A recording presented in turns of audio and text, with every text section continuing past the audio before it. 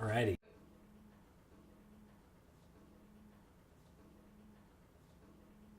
My name is David Greenfield. I'm currently a senior software quality engineer at a company called Constant Contact. I've moved around a lot in my life, so I guess I was born in New York, but to date, well, I'm about to be 27, and to date I've moved 25 times, I think, counting, just about. So where I'm from, I don't know if that, nomadic, is that a place? I'm interested in everything computers, tech, and space. Anything with space technologies, and really getting out there in propulsion systems.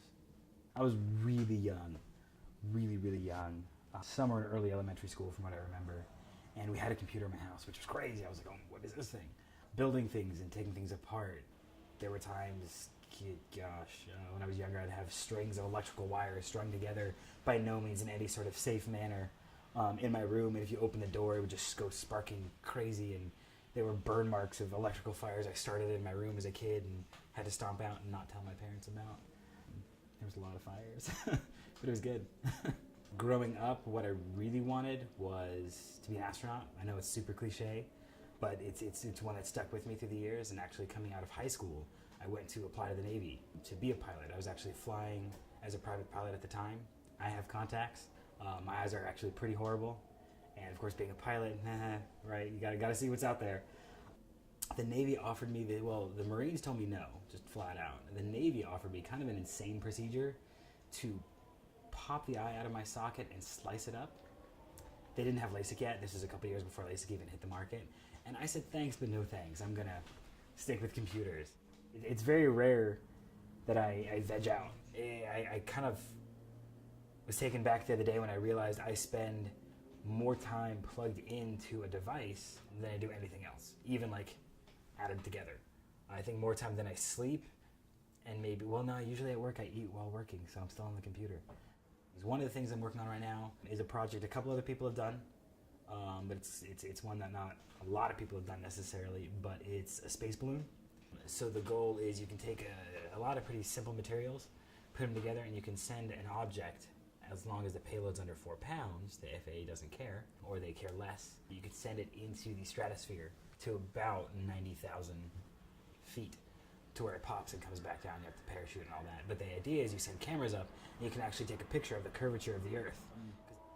Definitely it's fun to observe different things out in space, right? You can see different planets and moons, and when you kind of get that sense that what's really out there and how far away it really is and how big everything really is and how unimaginably large everything gets out in space. Humbling isn't the right word, but it'd be something to the extreme of that. Would I want to go to space in a heartbeat? Yeah, yes, immediately. I would love to be training and going for space right now. So a couple years ago, NASA opened up, or I should say the government opened up that you could apply to be an astronaut. They used to only take certain type of applicants and you had to go through very specific channels. Well, now you can apply to it. So I totally applied to it. By no means am I at all qualified to operate a security gate at one of the centers, but I figure one day they're going to need to do a crazy mission. And they're going to be like, hey, we used to use monkeys, but PETA. He's like, you can't use monkeys, that's insane. So they're going to look in the reject file. Guess who's in the reject file? No, would I love to be working with space technologies and going towards that? Yeah. Do I kind of plan on maybe my career taking me towards that, at least as far as software? Yeah, I'd like to do something like that. But yeah, space I think would be awesome.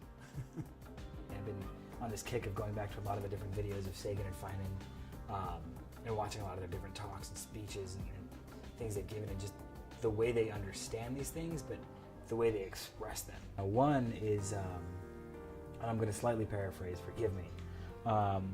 We are made of stars. We are a way for the cosmos to know itself. The cosmos is also within us. We're made of stars. We are a way for the cosmos